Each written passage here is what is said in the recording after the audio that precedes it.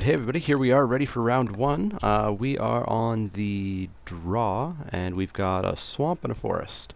And not much to play with those. We've got a crippling blight that we could pull out on turn 1 if he plays a 1-drop, or turn 2. Otherwise, we'd be hoping for lands for our 4-drops, which it's not that great of an option, so I will mull this, I think. It was one of those borderline mulls where it's kind of on the fence as to whether you should do it, but I'm a fan of aggressively mulling. So this looks a bit better. We have a turn 3 Hornet Nest and then 2 turn 4s, plus we have 3 lands. So I'm okay keeping this. So we see a forest come down with an Elvish Mystic. That's actually a pretty good Crippling Blight target to take him off his mana ramp plan. But we just play a swamp and pass the turn. He pops down a Runeclaw Bear. So it looks like he's playing just regular green Stompy at the moment. We'll be able to slow that down a little bit with the Hornet Nest when it comes online. It'll be quite nice to Hornet Nest into Living Totem, making the Hornet Nest a 1/3.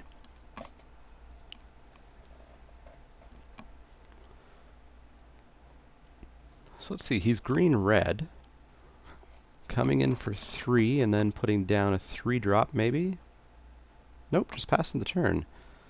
So maybe he's sitting on a Lightning Strike or something. Hornet Nest is any damage, correct? Yeah, so I'd be okay with him Lightning Striking that and giving me 3 Hornets. So I won't willingly trade the Hornet Nest with the, or I guess it doesn't trade actually, but I won't chump the Runeclaw Bear with the Hornet Nest this turn. I'll wait a turn to get the Living Totem out to make this be able to block a whole lot of things. It doesn't block a Venom Sliver that well, of course. So he'll get in for 2 here, I would imagine. I know if I was on that side, I would expect to be able to get through, but apparently not. So yeah, I think we will just Living Totem here, make my Hornet Nest even bigger. Once this Living Totem is down, I'd probably be okay trading it with that Venom Sliver. Maybe not this turn. It is just a 1/1, so it's not going to be too threatening of a clock, really. Yes, I do want to use that ability. So there we go. We've got a bigger Hornet Nest that can maybe live a bit longer, produce a few more Hornets for me. He's going to Lightning Strike that Living Totem. All right. Well, that totem did its job. It put its counter, and it drew some removal. He's down to 2 cards already. He can get in for 1 here. I'm perfectly okay with that. I'm not going to trade my Hornet Nest for that. So next turn I can either Zoff Shade or Shaman of Spring. I think I'll Shaman of Spring just to reload my hand a bit and give a chump blocker for that Venom Sliver.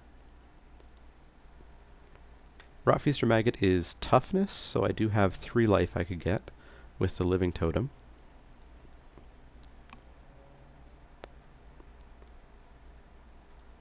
Stab Wound, I don't really want to kill any of his things with Stab Wound. None of them are really that frightening to me, so I'm going to wait until I have a slightly bigger target for that. Let's leave up a green. So we will Shaman of Spring and draw a card. And we draw into a Typhoid Rats.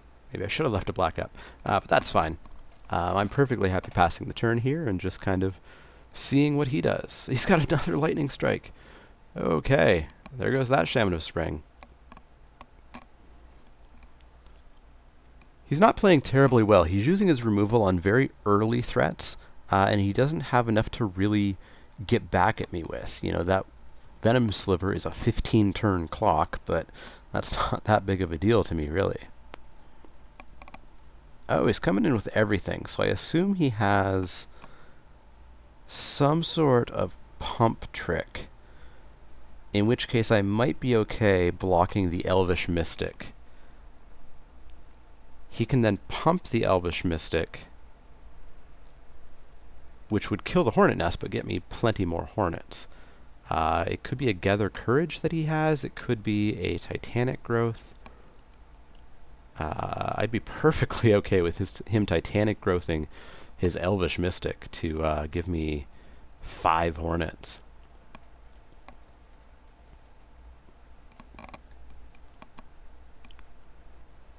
My next turn I have enough that I can actually pop out a Typhoid Rats and my Zoff Shade. He can't have that many more Lightning Strikes. I know I took one of them. So he's thinking about what he's going to do here. He is going to Gather Courage, his Elvish Mystic. So his Elvish Mystic will live, but I'm going to get 3 Hornets. So I've got blockers for days now. Undergrowth Scavenger comes out as a 3/3. I'm okay with that. I've got Flesh to Dust, which I don't terribly want to use just yet. So I think I'll just go the original plan of Typhoid Rats as a blocker and Zoff Shade as a blocker. Perfectly okay trading my Typhoid Rats for the Undergrowth Scavenger. I would trade my Hornets for things. So he has no cards in hand, so he is in top deck mode, and I'm very much not in top deck mode. So I can think about sending these 3 Hornets in. They cannot be blocked, and I have back a blocker for the Scavenger and a blocker for the Bear or something else. So I'm pretty okay getting in for 3 here. And then, of course, I have stuff that I can really start using against him.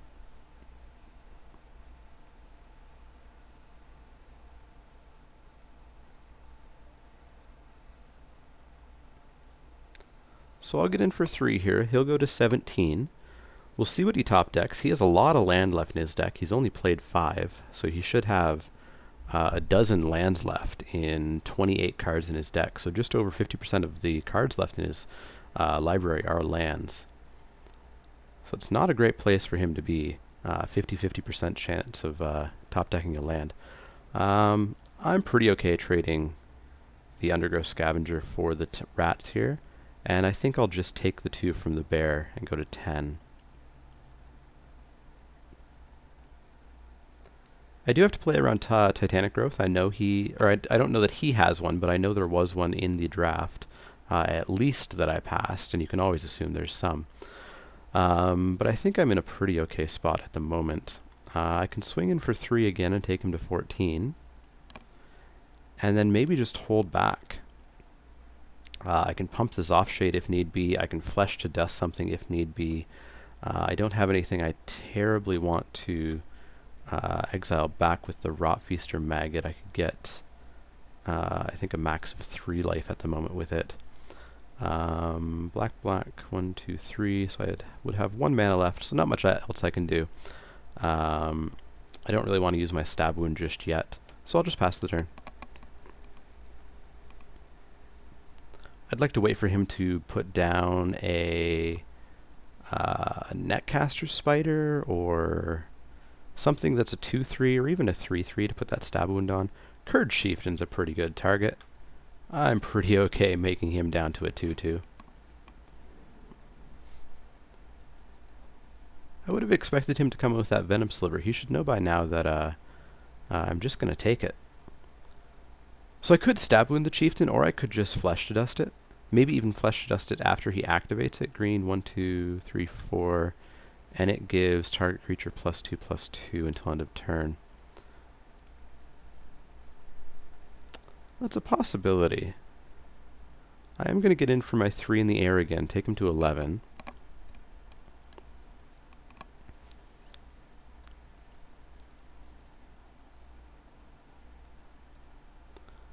I'm 1 mana away from being able to Stab Wound and Flesh to Dust.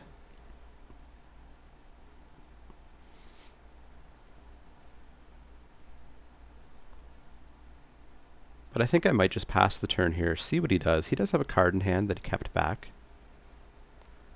But I'll pass the turn, see what he does, and then Flesh to Dust, the best option that I have.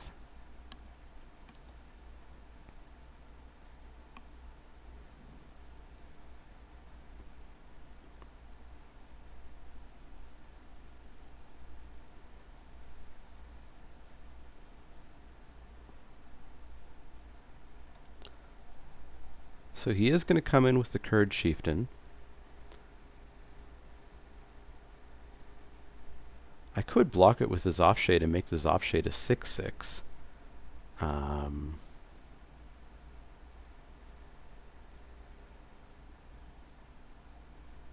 could also trade the Zoff-Shade with the Runeclaw Bear. I have a feeling whatever I block, he's going to pump up the other.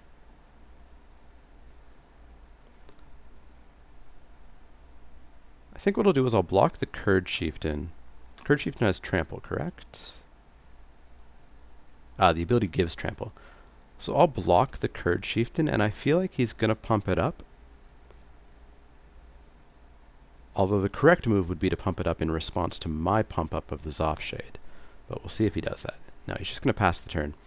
So I think I will Flesh to Dust it here, which will give a chance for him to make his Runeclaw Bears a 4/4 this turn, but I'm okay with that.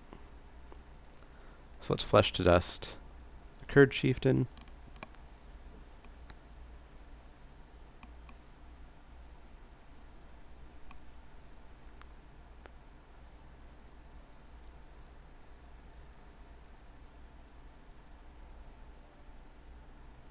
So he is going to activate it on the bears, so the bears are going to become 4/4.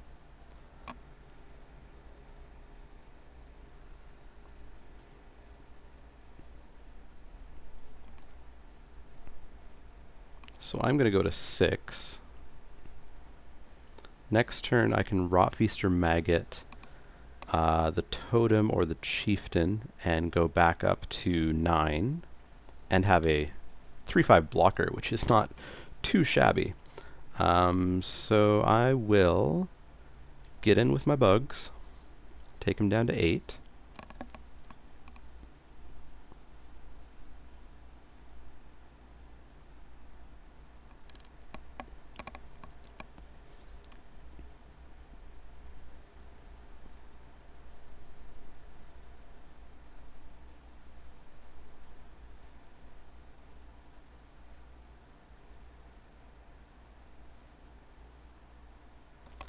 And then I will Rotfeast or Maggot. I can actually Rotfeast or Maggot and Stab Wound if I really wanted to. And I will take his Curd Chieftain, putting me back up to 9 life. So if I Stab Wound, I'm just going to kill something of his. I'm not going to get the nice little Stab Wound effect. Next turn, I can take him to 5 with the bugs. So I think I will just hold that Stab Wound back. I'm not too afraid of what he is sitting on right now. He is getting more cards back in his hand. He is up to 2. He's going straight to attacks, though. No, he's skipping right back to the end step, dropping a land and passing the turn. So he must not have drawn much. So I'm just going to swing back in with my bugs, I think. Take him down to 5.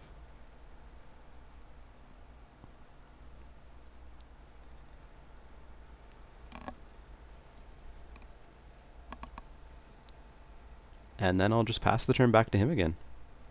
I don't really want to kill anything with my Stab Wound. The Elvish Mystic, he has more than enough mana, so that wouldn't really do anything. The Runeclaw Bear is not really a threat unless it somehow gets Trample plus, I don't know, several Titanic Growths. The Venom Sliver, not really that big of a deal. So I will just hold that back, because next turn I can take him to 2 in the air. So if he does play anything that Stab Wound sticks around on, then I actually would just win the game at the beginning of his next upkeep step. And he's just going to pass the turn right back to me. He really must not have gotten anything. So I will just get back in with my bugs, take him to 2.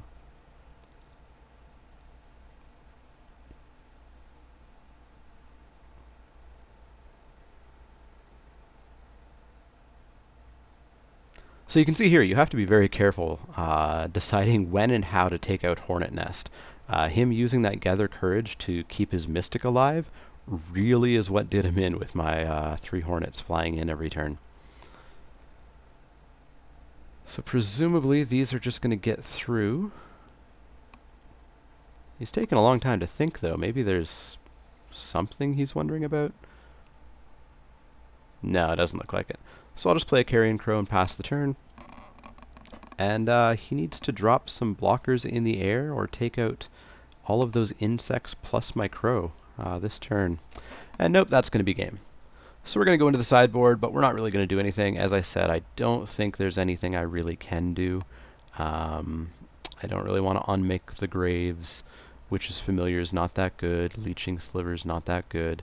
The wall would have blocked everything I saw of his, but I don't really know if that's what I want to be doing. I'm pretty okay with my Hornet Nest being the thing that blocks his stuff. So we'll just submit the deck and go right back in. Alright, we are back for game 2 of round 1. Our opponent took almost the entire time for sideboarding. Maybe he was making some pretty serious changes. Not too sure what I should be concerned about with red-green. His Curd Chieftain was really the biggest thing we saw, and that can easily be stab wounded or flesh to dust or just death touched block with the Hornet. So he's thinking about whether or not he wants to play or draw first. I think I'd be okay with either, I guess. What do we have here? We're missing a black mana, but we are a land away from Netcaster Spider. We are on the draw, so I'll keep this. It's a little sketchy, but I think we can get there. We have 2 drops in the deck. We have 1 drop, so we should be okay. Maybe I shouldn't speak too soon, though. We did draw a Rotfeaster Maggot, which is several turns away from being a valid play. Down comes his Runeclaw Bears. My Spider blocks that pretty well. I just need to hit the land.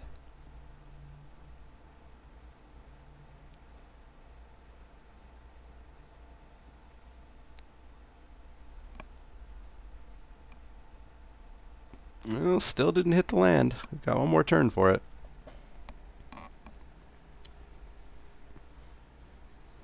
I would really, really like to not draw spells. So he's going to come in for 2 with that Runeclaw Bear, and then we will see what his turn 3 drop is. He's hitting his lands. Oh, he's going to convoke into a Living Totem. Make his bear into a 3/3. Getting into Tarkir-sized bears there almost. But hey, I don't take damage, so that's okay. And I get my land. So my Netcaster Spider's going to come down. It doesn't block the bear anymore. I do have this Gather Courage sitting back here, which I can convoke with it. Which would be an okay play. I do know he has a Gather Courage as well. So I'd have to think about that.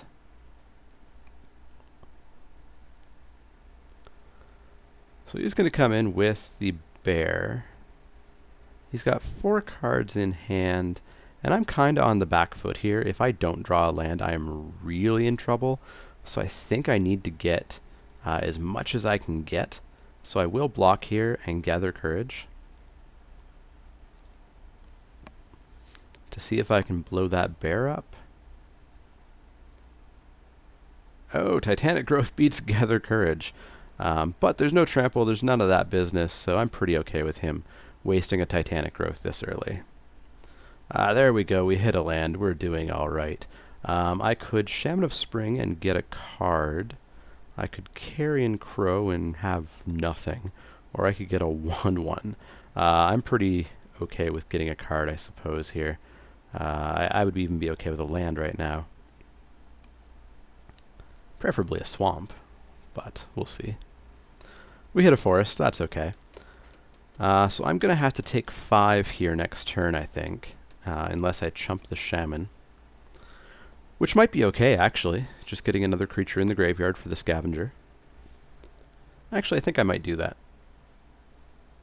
As opposed to taking 5, I will just chump the Scavenger and take 2. He is at 5 mana, 3 cards left in his hand. Some big things should be coming out pretty soon. Maybe a Curd Chieftain here? Nope, just passes the turn. Alright. So I should remember he has, as well, 2 Lightning Strikes. Maybe that's what he's keeping back. Rotfeaster Maggot would actually hurt my Undergrowth Scavenger at the moment. However, it would present something that cannot be Lightning Striked and cannot be killed by what he currently has on the board. So it might actually be the play. The scavenger might just need to sit in my hand for a while.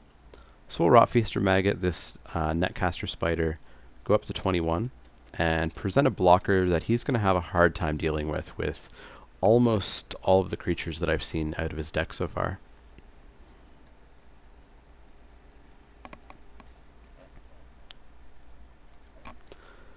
You could double Lightning Strike it, I suppose.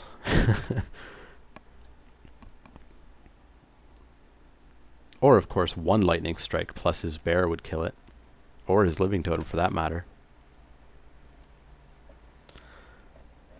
Yeah, so I think he's telegraphing pretty heavily that he has a Lightning Strike in his hand.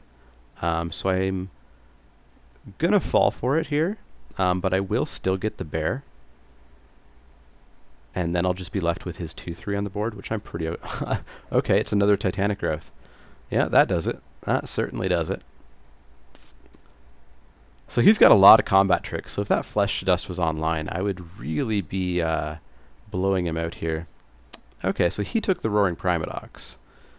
So he's going to be looking for that Living Totem to be bounced back and forth and back and forth and back and forth. I'm 1 mana short of the Covenant of Blood, unfortunately. So we're going to need to Carrion Crow here. And then I think what we'll do next turn is Covenant of Blood his Primadox, just to stop that totem. Or actually, I could kill the totem, and then he'd have to bounce his Runeclaw Bear back to his hand and lose those counters, or he'd have to bounce the Primadox back to his hand and pay the tempo cost of having to cast it each turn. So I think that might actually be the play. So he's going to bounce the totem. He's going to recast the totem for green 1, 2, 3. And then he's going to swing in for 8, which I'm going to have to take, unfortunately.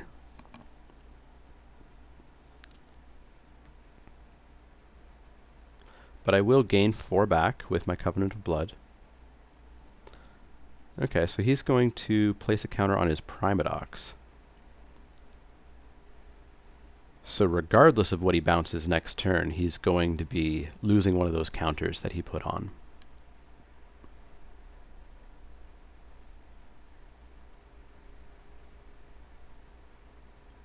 So I'll take 8, go to 11. Next turn I'll go back up to 15.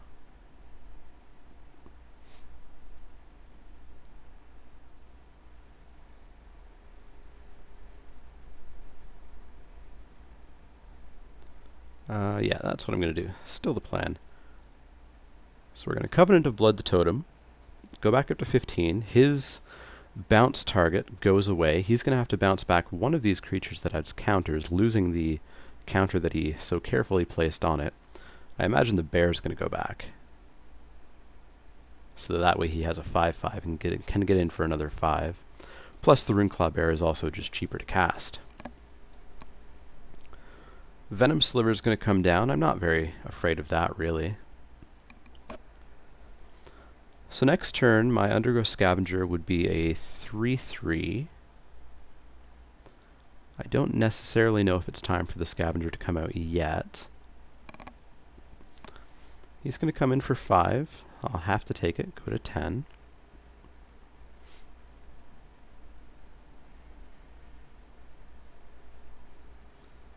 I'd really like my Typhoid Rats, actually, but we don't get that, unfortunately. So we're going to put down the Accursed Spirit. And then we're going to think about blocks next turn. We could double block the Roaring Primadox. It would kill the Primadox. It would kill both of my creatures, which would be unfortunate, but my Undergrowth Scavenger, as a result, would be huge. Not terribly huge against a 1/1 Death Toucher, but it would be something. I'll have to see what he thinks about what he plays. He's got a lot of cards in hand, and I know only one of them is a Runeclaw Bear. Oop! The Roaring Primadox is going to fight my Accursed Spirit and become a 6/6. So I have no real choice here other than chump blocking that Primadox with the Carrion Crow.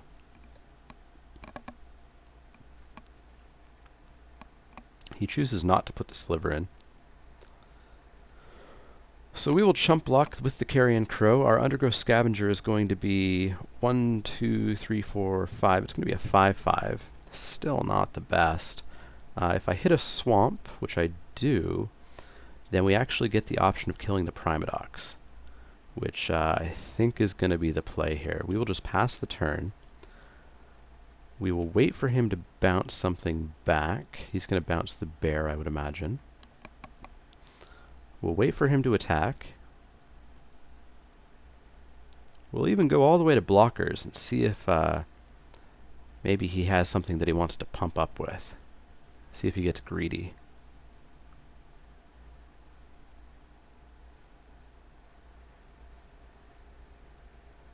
Doesn't get greedy, and we're just going to blow this Primadox up. We'll take 2, go to 8. His Venom Sliver is going to come back down, and another Ringclaw Bear. So I do need a way to deal with that Venom Sliver. And I guess this Curd Chieftain now. My Undergrowth Scavenger is going to be sizable, but I'm not sure what I'm going to do if I don't get some more blockers soon. So he's a 6/6. I think he needs to block the Curd Chieftain, because 6 will come through. Yeah, he swings with everything. I have to block the Curd Chieftain. If I don't, then he can pump up anything and deal 8 damage. As it is, he has to pump up the Curd Chieftain to make it live and only deal 4 to me. Instead, he just lets it die. He could just be holding 2 lightning strikes and I'm dead here. But it's not. It's just more and more and more creatures. Shadowcloak Vampire is not going to do it. We can block 2 of his creatures. Actually, no, we do have a brief turn here. We can block the Rough Rider and a Runeclaw Bear, and 3 will come through. I'll go to 1. But I know he has 2 lightning strikes, so I do expect this to be the end.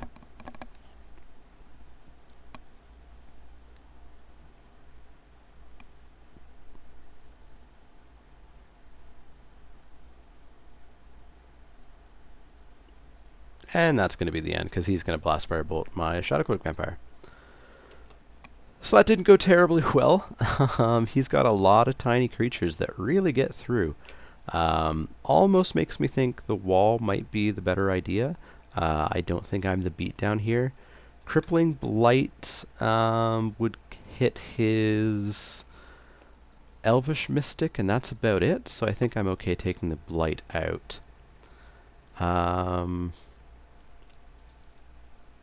Which is familiar as a 2/3. That's a possibility instead of the Carrion Crow. Yeah, I think I like that instead of the Carrion Crow. Just having a blocker on the ground that can block his 2/2s will be good. So I think we'll put this deck back in. Hopefully game 3 goes a little bit better. I think I just ran out of gas way too soon there. And he was just able to pump out bear after bear. A lot of combat tricks as well. So far we've seen a Gather Courage, 2 Titanic Growths, 2 Lightning Strikes. That's 5 cards right there that can really change the course of combat. So I definitely need to think about those. Titanic Growth is a real annoying one, because of course playing around it by not blocking means that you're going to take a big whack of damage if he just casts it unblocked. So you really have to, when you block, just kind of assume that your creature is dead. Alright, we're into game 3 here. I would like to play first, yes. That's some land and a 2-drop. And not great 4-drops. But I think I might keep it. If I can trade my Sable for something, that would make my Undergrowth Scavengers 2/2s, and I guess that's okay. 2/2 for 4? That passes the vanilla test, right?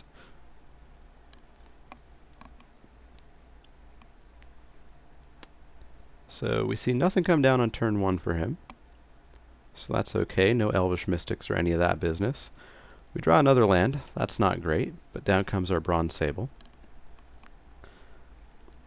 I could see it possibly getting lightning striked right here. Nope, just a Venom Sliver. Another land. That is not great. I think I'll just swing in for 2. If he wants to trade, I'm happy with that. If he wants to let 2 through, I'm happy with that. So yeah, he just trades here. So that's 2 creatures in the graveyard. So my Undergrowth Scavengers are 2/2s at the moment, which would block a bear.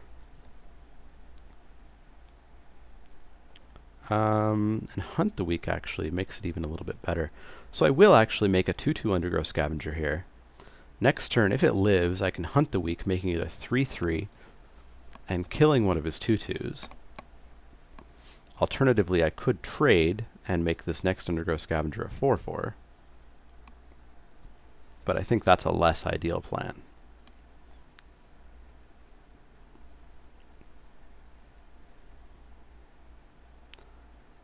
Unless he Hunt the Weaks. So there goes my plan.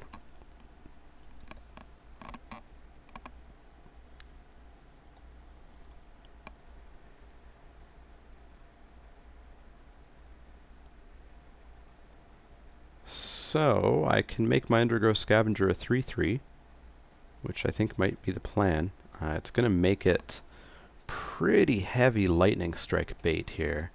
But if it lives, I can Hunt the Weak this time and take out his bear. Alternatively, I can play a Golem. Yeah, there's the lightning strike. So I'm okay with that. Lightning strikes everywhere and Hunt the Weaks, because it's really showing that his hand was basically just combat tricks. I think he might be playing a few too many, and not quite enough creatures to really finish the game here. So I'm going to put this Willforged Golem down and hopefully Hunt the Weak with it. Unless he, I don't know, Blast Firebolts it or something.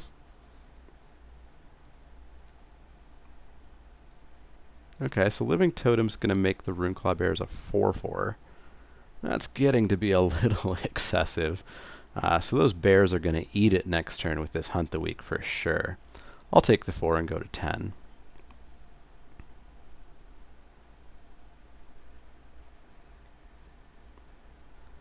I think...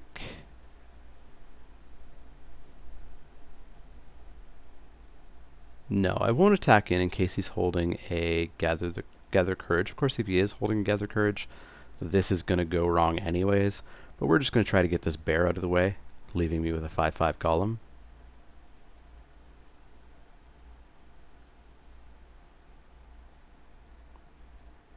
Or Ranger's Guile. That does it. That does it. So my Golem does get the counter at least, making it a 5/5, so it can now block that bear, thankfully. He's coming in with both, which means he's holding a Gather Courage or a Titanic Growth. So I guess I need to block the bear. Yeah, let's do it. You know, I said he was running too many combat tricks, but that doesn't really matter if I don't get enough blockers out. Roaring Primadox comes down, and he has the Living Totem Roaring Primadox plan. We hit a Netcaster Spider, which is not going to do much. And I think we're just going to lose this game. Those combat tricks were way too much for me, unfortunately.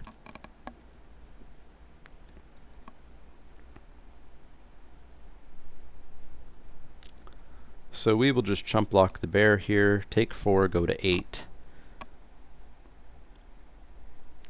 Nope, we're just dead. We are just dead. That was kind of a bad match. His combat tricks were just way too much. We also drew way too many lands there at the beginning.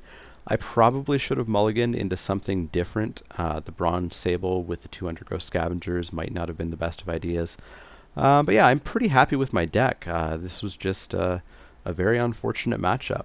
I think game 1 we saw how poorly his deck performs because he has so many combat tricks. If he doesn't get the creatures out, they do nothing. But when he does get the creatures out, being able to get counters on a Runeclaw Bear and then being able to fight with it just really keeps me on the back foot, and I think that's probably why we lost there. So yeah, I will see you guys for round 2.